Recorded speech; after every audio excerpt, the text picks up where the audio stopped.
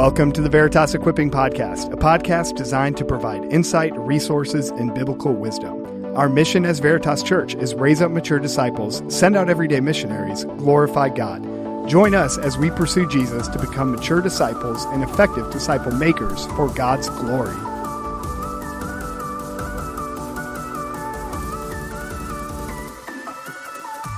All right, Veritas, thanks for joining us once again. We are back with the final episode of our 6 essential elements of discipleship. We've got Sam here talking to you right now, and I'm joined this morning by Jordan Howell. What's up, Veritas? And Ellie Howell. Hey, Veritas. The Howells are in the house. So we are continuing on and closing out this series of the 6 essential elements of discipleship. And when we talk about those elements of discipleship, that's not just churchy words that we came up with, but these are actual things that we think matter and that we need to focus on, and that we should be continually pursuing to be shaped by God's word and growing in these areas. So the 6 elements of discipleship, once again, are worship, abide, learn, connect, invest, and go. And these matter because we have a mission as Veritas Church to raise up mature disciples, send out everyday missionaries, and glorify God.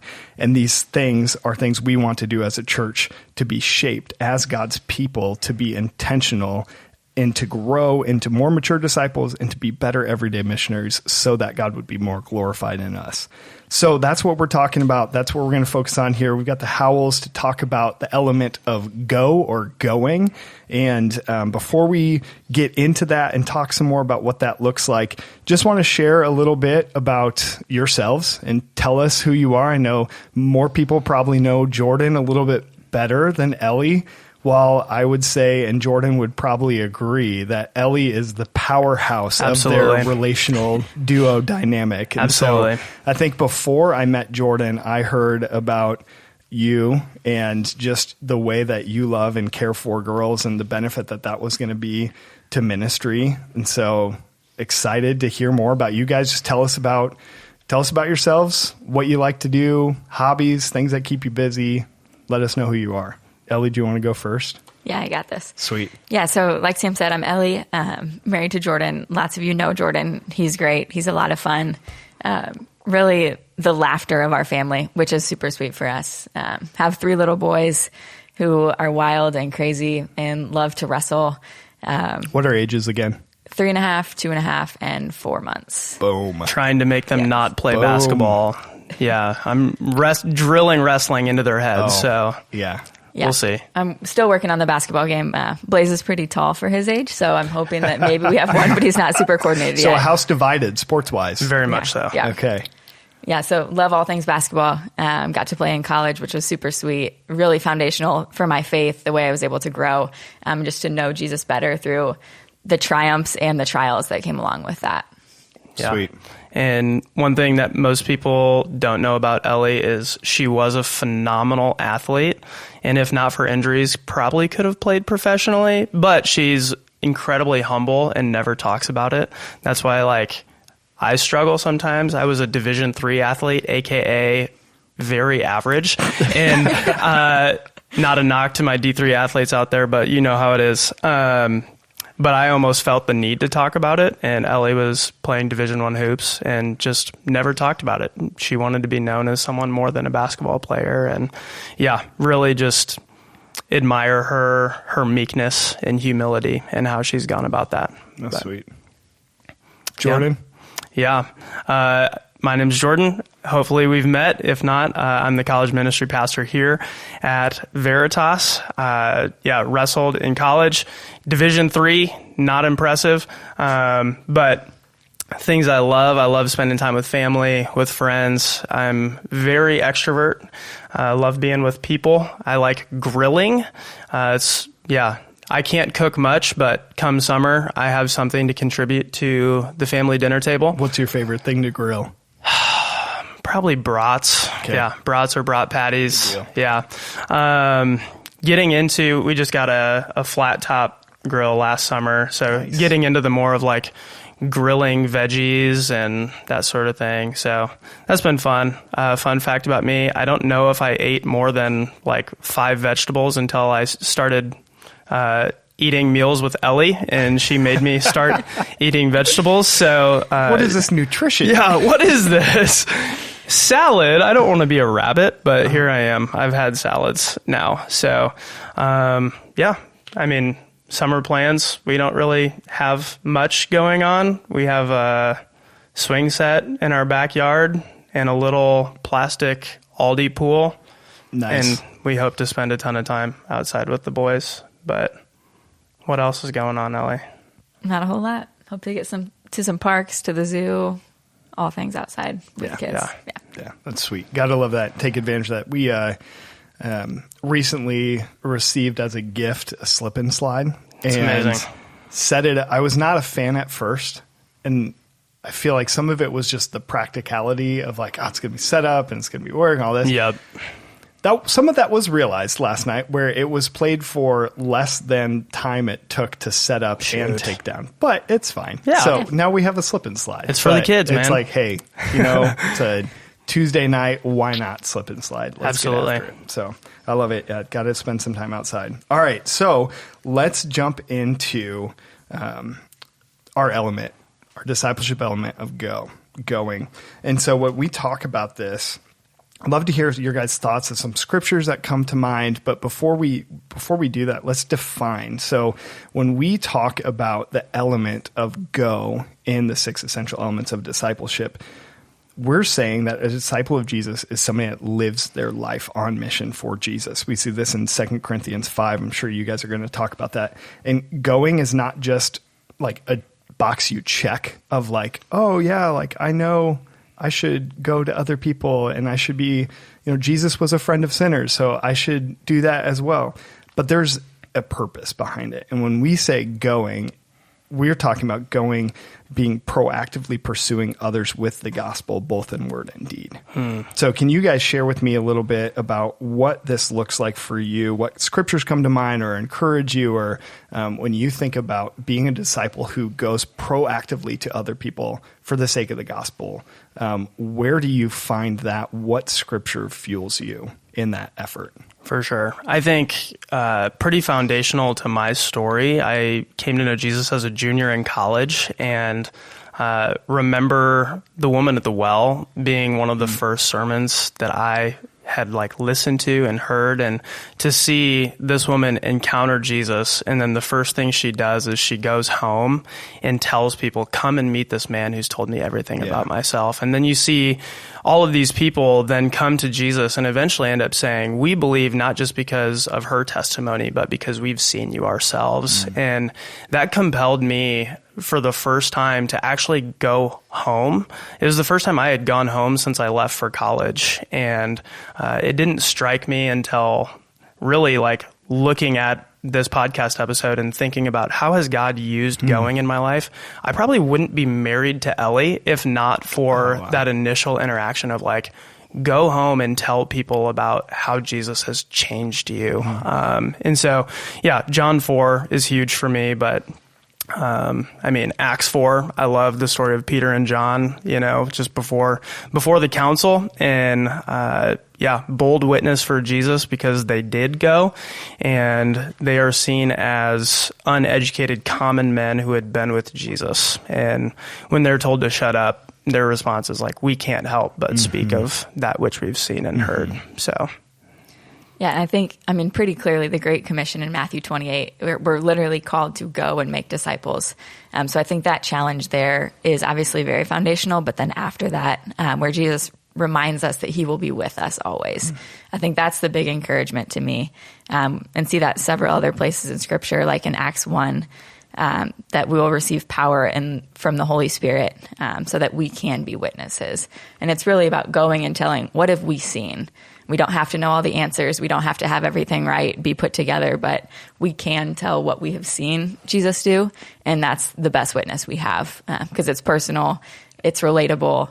It can really just show people what it looks like to follow Jesus because he is worthy of that. Yeah, that's sweet. I think that's so huge. We talk about in the ambassadors class and when we help people fill out their testimonies for baptism, talking about your story, not just being this is what God has done for me, but it's a presentation of the gospel, because this is what I have experienced. This is what I know to be true.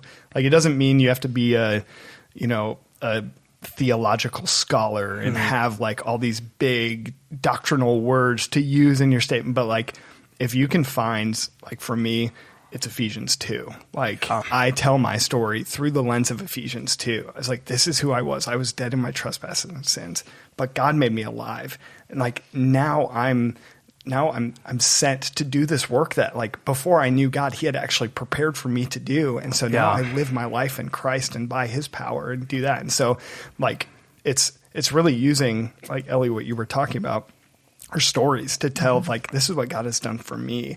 But like, this is what I know is true. And people can't argue with the way that we've been shaped and impacted by the gospel. Absolutely. And I mean, Ellie and I's testimonies are very different, but relatable to different people. I feel like I was saved from rebellion, and Ellie was saved in some ways just from like morality. And just to see, different ends of the spectrum, to say like, oh, Ellie was a good kid. By the world's standards, I was not, but each of us needed saved, so just, if you're out there and you're like, oh, my testimony isn't that powerful because I didn't, serve time in jail, or, I didn't do hard drugs. It's like, more people relate to I grew up in church, but it wasn't real to me, so everybody's testimony, you are a walking miracle. You are a testimony to God's grace and his saving power. Absolutely. So. That's awesome. Okay. So going proactively to other people for the sake of the gospel, why is this important? Like, what about what we were just talking about, those scriptures, compels us to do so? Like, is salvation just for us and something that we receive and it's like this retirement plan? No, absolutely not. So why is it important that we do this? I think fundamentally it's what we're made for. Like, we are made to first and foremost know God, but then we're invited in to his mission to make him known. And you brought up 2 Corinthians 5 earlier. It's like, we are ambassadors for Christ. Like, whoa, that is a crazy gift to be invited. And that chapter goes on to say it's God making his appeal through us to be reconciled to God, like that we can be a mouthpiece for God and to play even but a small role in somebody's eternity. Is like, why would we not do that? It just makes sense that it's like, oh, all of my other life purposes are brought underneath this umbrella of making Jesus known. So. Yeah, I think really with the idea of purpose, I was sent a survey at work this week that it's like, do you understand what purpose is?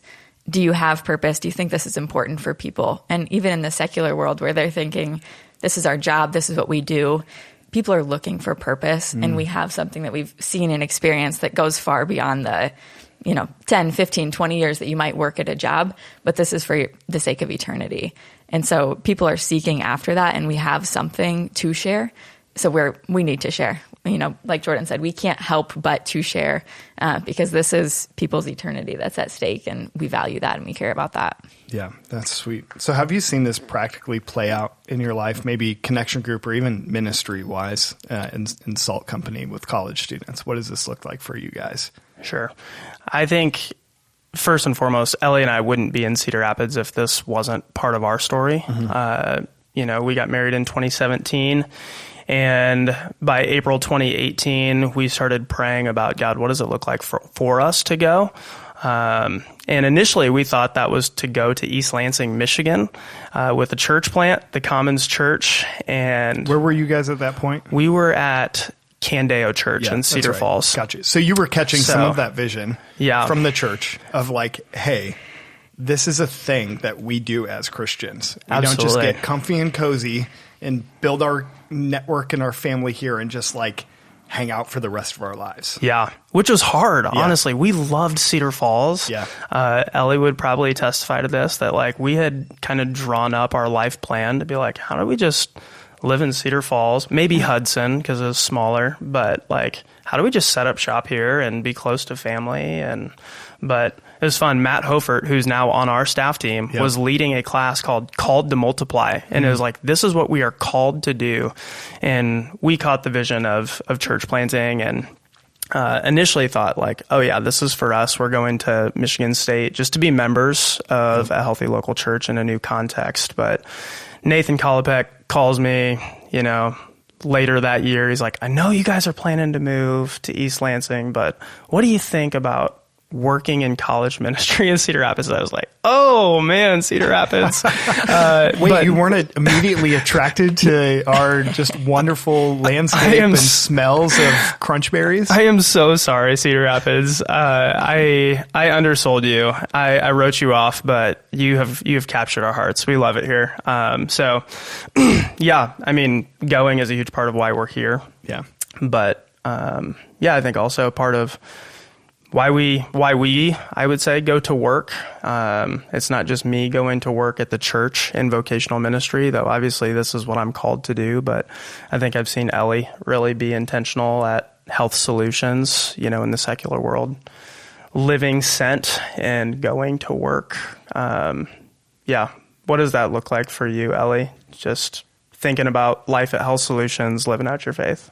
Yeah, just the idea of how do I live my life outside of work, but also bring that into work? Because being in the business world, there's very much, we're going to talk about work, we're going to do our work, we're going to do it well. But just trying to figure out what it looks like for me to talk about what's happening in the life of our church or in the life of our family, because it is different. Mm-hmm. It's very different, and just not being someone who shies away from that is really hard. But I think knowing that that's our call, knowing that that's our purpose, has allowed me to have conversations with coworkers. Have seen a couple of coworkers come to faith over the last probably year and a half, and they've gotten plugged in at Veritas, which has been super sweet for me to be able to have those connections, have people that I can go to that are also on mission, but then use that as fuel to share more. It doesn't really stop there. It's great. It's a new life. We're going to celebrate that. But the mission isn't over. So just continuing to figure out what that looks like to be intentional in those conversations and bringing people into what's happening in my life, because that's countercultural for sure. Mm-hmm. Yeah. And I think our connection group, we co-lead a connection group with Jeff and Sarah Meyer, and it's a lot of young marrieds, but just to see, shout out to Mitch and Anna Delamuth. I think they've really embodied this. They live it out well. Mitch works, at a bank in town, and would say this isn't a comfortable place to go spiritual, but he is looking for opportunities to share the gospel. And it's one of those things where if you actually are looking for gospel opportunities, they are there. That's sometimes how we miss, as we just go through our day and don't even think about it. But Anna as well was a teacher before they got married, and just remember hearing stories time and time again of her sharing with students and coaching volleyball, and how many of her athletes are asking spiritual questions. And she owns a small business too that is very gospel centered and outward facing. I think they embody it well. Yeah, there's another couple that had been in our connection group last year, Adam and Lindsay, and they have committed with his job to move every 9 months. So they were in Minnesota, then they moved here, and now they're down in Texas. But it was really cool for us to see when they moved to Cedar Rapids, they quickly found a church. They understood that they needed to be connected to the church, to other believers, to continue to pursue Jesus well, even though they knew they were going to be moving in 9 months. But they got connected. They jumped in a connection group, started to form real relationships, which is super challenging when I'm just going to be leaving. It would have been much easier for them to not do that. But they pursued Jesus. They pursued community. And I think just have lifelong friendships now because they did that. They can continue to encourage them and just point them to Christ. Yeah. And one of the last touch points we had with Adam and Lindsay, they were getting ready to leave to College Station. And I just remember talking to them a little bit about hey, what's the future hold for you guys? Would you want to go on a church plant? Do you want to go over, would you go overseas? And they were both just yes. If God wants us to, we will go wherever he sends us. And I was that's challenging, you know? But sweet to see them say that, because that should be our heart posture, right? To say Isaiah 6, you know, encounter with Jesus, and, you know, Isaiah encounters God, he cleanses his lips, and God is like, hey, people need to hear. Who's going to go? And Isaiah's like, here am I, send me. And he wasn't talking about his location. He was saying, no, like, please, this is me. I'm stepping out wherever you have me, send me. So I think a lot of times when we're talking about proactively being on mission for the gospel, a lot of the, not like defeater beliefs, but like hesitations that come from either not feeling equipped. Maybe it's not being able to plan it all out. So like a sense of the unknown, like it's scary, or Sure. like what's going on here. But I think a lot of what, like the stories that you guys just shared, and a lot of your story too, it starts with primarily putting on the identity as like, I am an ambassador. Like this is first and foremost, like, yes, I'm a father. Yes, I'm a husband. Yes, I'm a pastor. Yes, I'm, you know, a neighbor. But on top of all of that, first and foremost, I'm an ambassador for Christ. Yeah. So no matter what avenue or which hat I'm wearing or what relationship I'm in, like my primary responsibility with the gospel that I've received is to share that and bring that to other people in all of those spaces. Now, even me, I know I don't do all of those things well all of the time, and I miss opportunities left and right. And that's an opportunity to repent and to receive God's grace and to like feel that challenge that, hey, next time I have this, I'm going to step into that. So like, just want to be, you know, a word of encouragement to those listening that like to be somebody who intentionally goes is to be an everyday missionary. But you need to put on that identity as everyday missionary, ambassador, whatever you want to say. But remember that like God has reached you with his grace, not just for you. That is meant to be shared and multiplied to other people. And when you open-handedly hold your plans and say like, God, this is where you've got us. We like show us what the next step is, all that. But like to not like make a plan and then say, nope, we're staying in Hudson, right? Or nope, we're staying in Cedar Rapids, or no, I'm just going to be a banker, or, you know, I'm just going to be a mom. Like like you're just going to be an ambassador for Christ, no matter where God sends you, and open-handedly say, God, whatever is next, show me the way. Yeah. Like lead me into obedience, lead me into opportunities to share the gospel. And when I fail, God, I know you're going to pick me back up and you're going to give me another opportunity. Absolutely. Like I think of the parable of the sower and the seed. The sower's not sitting there trying like, oh no, here's rocky soil. So I gotta disc this up and I gotta pick through and like work the soil. It's like, no, the sower, his job is to sow the seed. Yeah. And it's going to fall on the different soils. And ultimately, God is the one who cultivates soil and who makes soil fertile, who makes hearts ready to receive the gospel. But our job as ambassadors or as sowers of the gospel, sowers of that seed, planting this message of hope is to be faithful to plant it. Yeah. Like if the sower just walked through the field and only relied on the holes in his bag to drop out the seed, he would get fired immediately. For sure. Because he's not doing his job. So us as people who have received this good news of the message of Jesus Christ, we need to intentionally share that with other people. That's good. So that's what our job is. That's why it's important. Yeah. Because it's not just about us. It's about God's glory being proclaimed. And that's what our job is. That's who we are. That's our identity. It's an identity shift from somebody who has received the gospel to somebody who is an ambassador for the gospel. That's good. And some of that comes with maturity. But even you, Jordan, like your story of boom.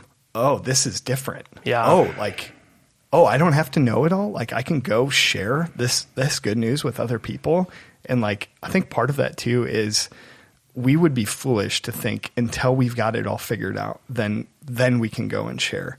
But oftentimes the biggest ways we grow is by that shared discovery with somebody else. You meet somebody and they're like, hey, what does this mean? What does the Bible say about that? You're like, I don't know. Let's go read it together, you know? Right. I think one of the sad realities that I've seen time and time again is it's almost backwards, where you would think somebody who just encounters Jesus would be more sheepish. They're typically more outspoken. Yeah. And it's the people who have, maybe, almost with a little bit of reckless abandon. Right. Like, too whoa, much. Hey man, scale it back. Yeah. Do that with gentleness and respect, please. But it's the people who have been Christian for a longer time and maybe have more theological knowledge that get more in their head and are like, oh, well, now it's what if I don't know? Where in 2013, I was like, if someone asked me a question, I would say, I don't know. I just met Jesus last week. Like, come see him with me, you know? And also, the closer in proximity you are to salvation, what's probably true is you have more non-Christian friends because that's where you just stepped out of. And there is somewhat of a sad reality. It's a good thing when leveraged the right way, but the longer we follow Christ, in some ways, it's like our non-Christian friend group just shrinks because we are pulled into Christian community. And I love that it's like, oh, you become like the people you spend your time around. There's wisdom in that. But sometimes we swing the pendulum too far the other way. And it's just like, now all I do is hang out with Christians. And it's like, yeah, it's kind of hard to be an everyday missionary if all your friends are Christians. So it's tough. Yeah, which is why, like, we've intentionally stated that it's proactively going. Yeah, it's not just like go and make disciples of all nations. It isn't just like when you go, but it's like as you go intentionally, as you go and plan, or as you leave your place and go somewhere else. Like, it's all of the goings. It's like you're going to be going. So do it. Go make disciples. Right. All right. So you kind of led into this a little bit, even about how this was foundational in your coming to faith. This was foundational in your coming to Cedar Rapids and answering that call to ministry. If you know now, and we're in the situation you are now, if you knew then what you knew now, like, how blown would your mind be when it comes to the way that God has shaped you to be somebody who intentionally goes? Like, how has God grown you guys in this area? Oh, man. Foundations of faith to now, and then on into the future. What's that looking like? Yeah. Man, I think God's grown me in a ton of ways.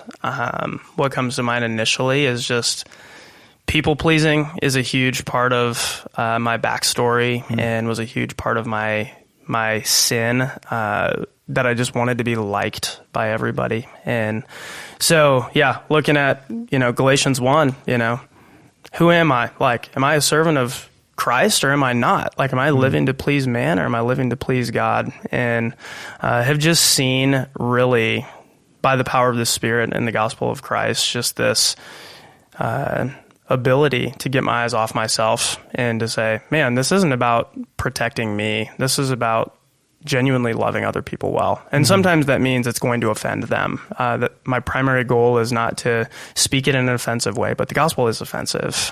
You're telling somebody that they're dead in their sins and trespasses and that they need saved. So living to please God, probably the biggest thing for me. But I think for me, one of the biggest things is just to be open-handed with everything. Really, we've seen that in where we're living, what is our family situation, how are we growing our family? Is that through biological children, adoptive children? Where are we going to go next? Are we going to stay in Cedar Rapids forever? Are we going to go somewhere else? I think previously I would have been pretty closed-handed, comfortable at home. It's easier, close to people we know. We have relationships here, so why would we go? But I've really just seen God change my heart to have a willingness to go, but then also a desire. Because that's different. I mean, you might be willing to go somewhere, but you don't really want to, but you're going to do it anyway because you should. And so I've really just seen God work in my heart in that to just say, no, I want to go because you are worth it. Your cause is worthy, Jesus. We want to make your name great wherever we are. Yeah. I think that's been sweet to see in you, Ellie. Like, as we've talked more with the elders about, church planting and, what is the future for our family and how does that play into the 5-year vision of our church? I remember sitting down and they're like, what do you think? And I was like, well, I would love to plant a church, but Ellie will probably want to stay in Cedar Rapids forever. So if that's the case, I think we'll probably stay in Cedar Rapids. And just remember going home and talking to you about that conversation and being like, so what do you think? And you're like, did you tell him church planting? I'm like, no, this is what I said. And I was like, so what do you think? And she's like, yeah, probably stay in Cedar Rapids forever. And I was like, all right. How long ago was that? That would have been a year and a half ago. Yeah, I think so. Something like that. Yeah. And, I was like, all right, sounds good. Like, we'll plan on that. And it wasn't but a week later that you were like, hey, I've been praying about it. Like, I think we should plant a church. And, that was like really sweet. That was totally like Spirit of God at work in your heart and you willing to like listen, like your obedience to say, man, this is going to require me letting go of something. So, that's been a ton of fun just to see God grow you in that too. Wait, you guys are planning a church? Yeah. Yeah, dude. Surprise, surprise. If you haven't heard by now, Jordan and Ellie are got your eyes set on starting to do some vision trips this summer. Is that right?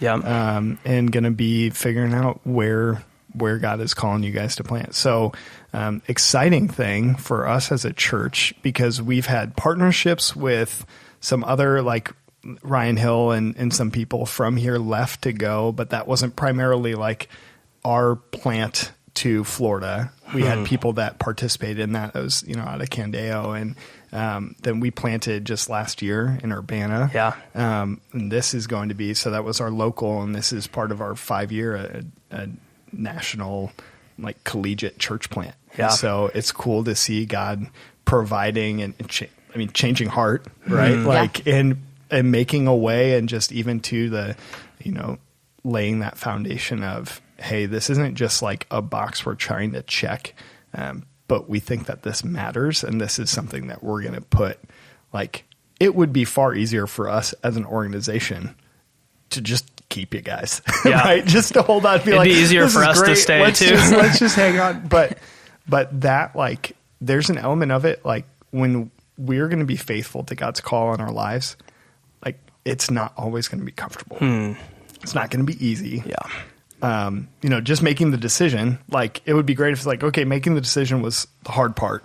Now it's just all rainbow. Like, church planting, haven't been a part of it, kind of here a little bit. Like, I was very grassroots on the front end, but like, there's an exciting, like, all hands on deck, but then it becomes a grind. Like, absolutely. It's not an easy like, if it was easy, everyone would do it. Right. Like, and there's realities of church plants that don't make it through the first, was it 3 years? Yeah.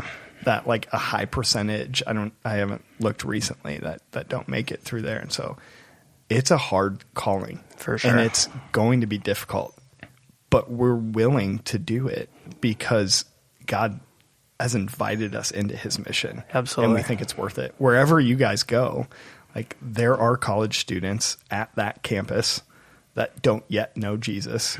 Maybe they're still in high school because they haven't, enrolled in that university, wherever that is. But, like, it's cool to think that there are people who are going to encounter the gospel because a group of people from Cedar Rapids, Iowa, and whoever else jumps on and is a part of this plant team is proactively pursuing them with the gospel, even though we don't have their name. Like, we don't know who they are. We don't even know where we're going. Yeah. We'll figure it out. It's amazing. Right? Yeah.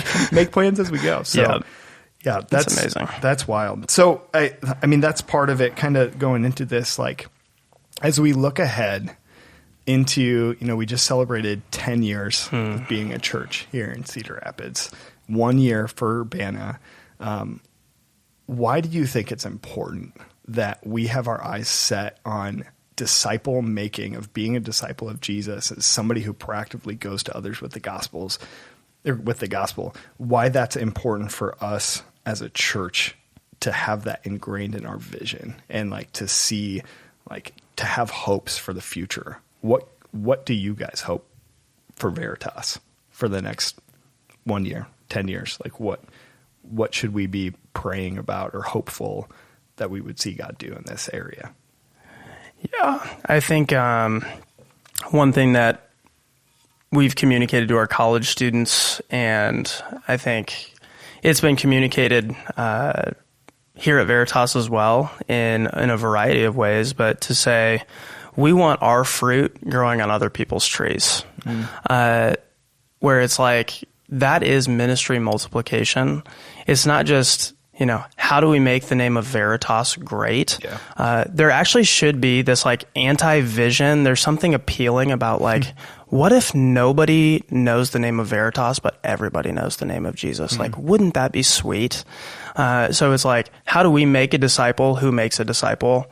And they're not like, wow, Jordan changed my life. They're able to say, Tyler Schnell changed my life. It's like there is something life-giving, and that's really good for our humility in giving away ministry. And so for us as a church to say, what would it look like for the fruit of Veritas Church to grow on other people's trees, other church plants, other missionaries to the other side of the world, that people are not trying to find the epicenter of Veritas Church. They're trying to be like, wow, Jesus is amazing. And we talk about glorify God. It's like that all the glory does come back to him, not to us. So that's kind of like an anti-vision, but there is something attractive about it.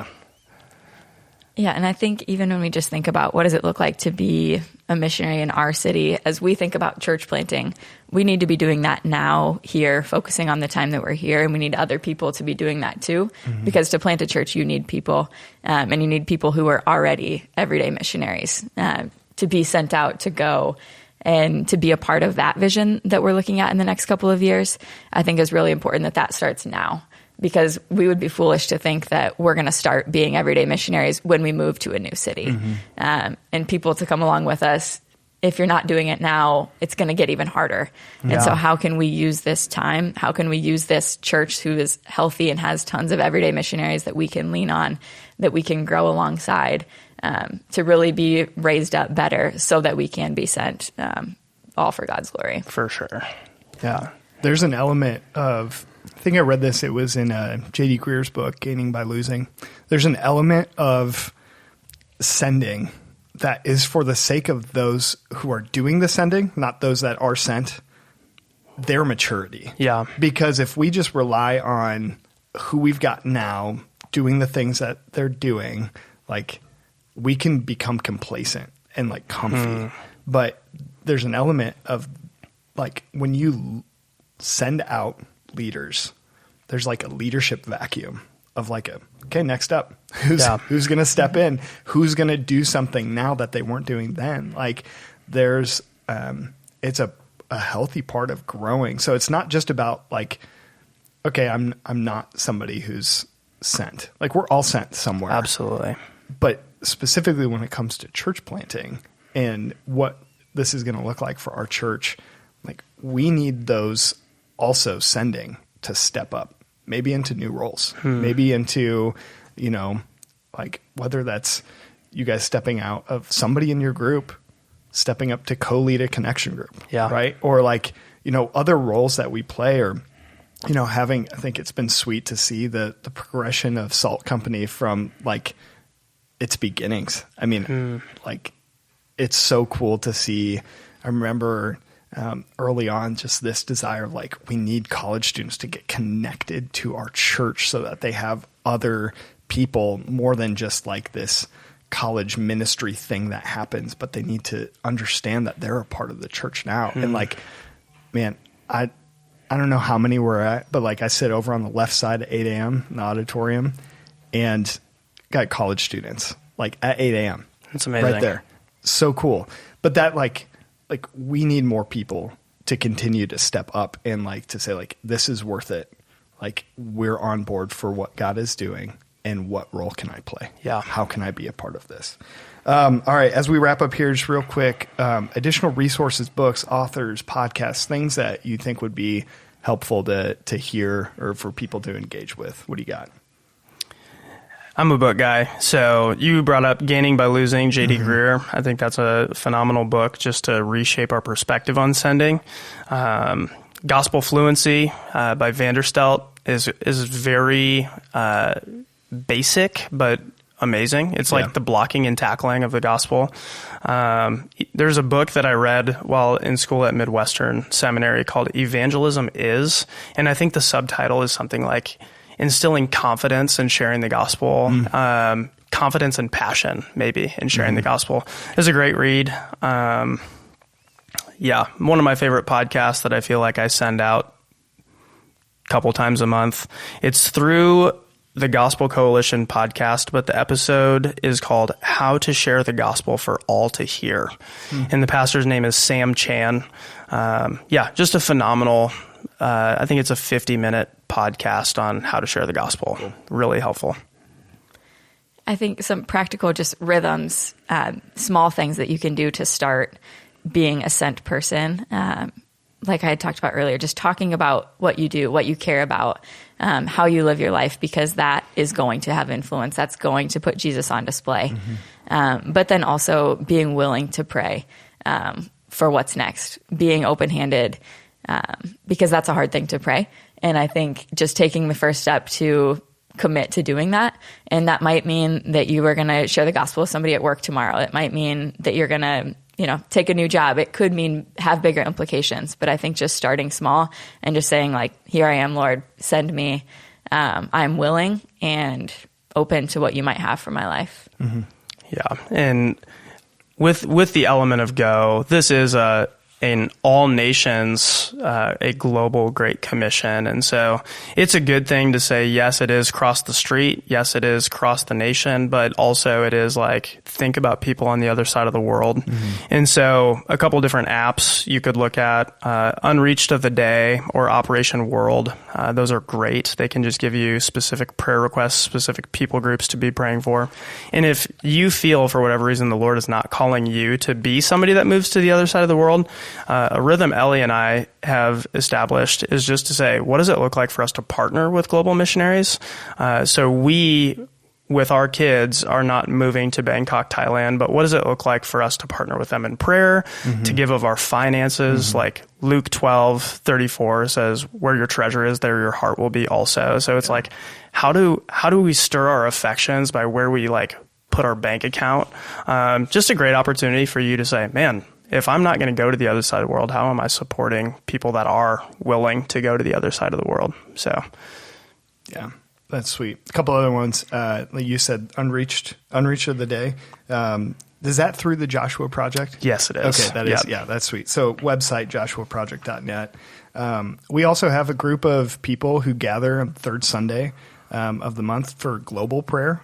So that's something too, like you were talking about, how do we partner with global missionaries? Maybe like I'm not somebody that I'm going to move across, but what can I do? How can I participate? What is our church doing in that? So third Sunday of the month during the 11 o'clock service, there's a group of people that gather in the conference room upstairs and spend some time praying for the nations. And then we do have, we've got some different contexts and classes that we typically do. So Mature Disciples class is one of the things. One of the weeks we talk through going as an element of discipleship. That whole class we talk through all the different elements. It's really helpful. We've got a something that we're going to be unrolling kind of this fall, something that can help you kind of figure out where you're at in discipleship of like, where am I strong? Where can I grow? And what does that look like for me? And so all of these things, again, like the point of talking about these elements of discipleship isn't to like beat yourself up and be like, oh, I just really, I'm doing bad at following Jesus. Right. Like our mission is raise up mature disciples, send out everyday missionaries, glorify God. It's not, hey, join the club when you got it all figured out. Yep. Like our point is that we should all, everyone at every level, have a desire and a passion to continue to grow and be matured, not like become a mature disciple and then go out. It's like be raised up, continue to pursue growth in your discipleship. And there's always going to be areas like none of us is going to be perfect in all of these areas at any given time. Something's going to give.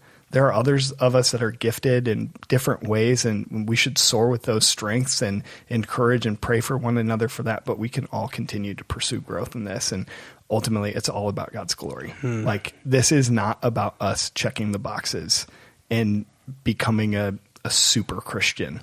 Right. This is about God being glorified And we need to be good stewards of the resources that God has given us, of the abilities, and we should seek to do that all for his glory. So that's what we're about. That's what we want to do. We want to not just do a thing because we feel like we should. We want to have a vision behind it. And thanks for sharing that today and talking about this with us, and just pray that this can be an encouragement to those of you listening.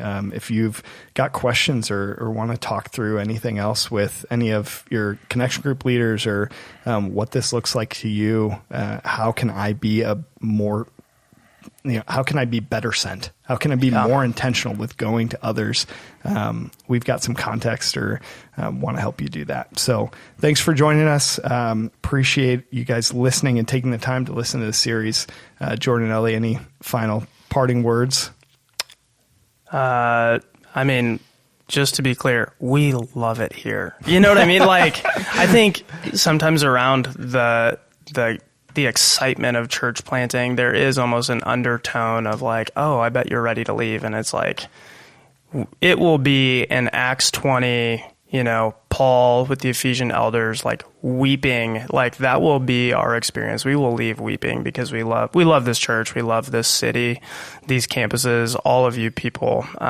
So yeah, I think it's just worth saying that. Like you're not running. We're not running. We're excited for where the Lord's leading, and we're so glad that we're here for 2 more years, at least, Lord willing.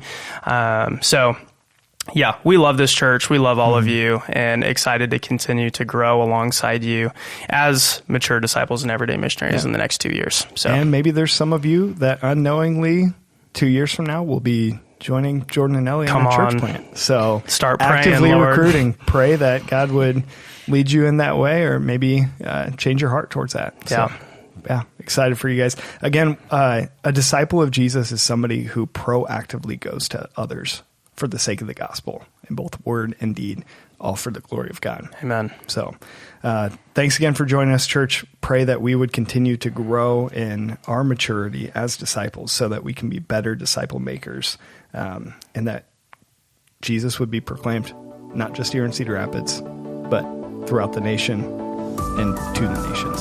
Absolutely. Love it. All right. We'll see you guys. No, we won't see you because this is a podcast. We will talk to you later. We'll see you at church. All right. Take care. Love it. Love you guys. See ya.